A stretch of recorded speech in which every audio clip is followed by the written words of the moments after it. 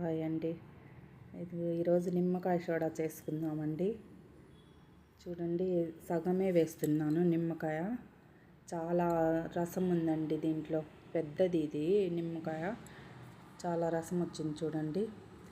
నిమ్మకాయ సోడా ఈరోజు మా షాపు గుర్తొచ్చిందండి. మా నాన్న గుర్తొచ్చాడు ఈరోజు. మాది కూడా ఇది షాపేనండి. అప్పుడు మా నాన్నది కూల్ డ్రింక్ షాప్ అండి. ఇది చేస్తుంటే మా నాన్న గుర్తొచ్చాడు ఈరోజు.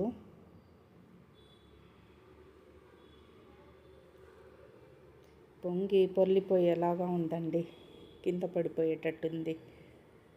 అందుకే కొంచెం కొంచెం వేసుకుంటున్నాను.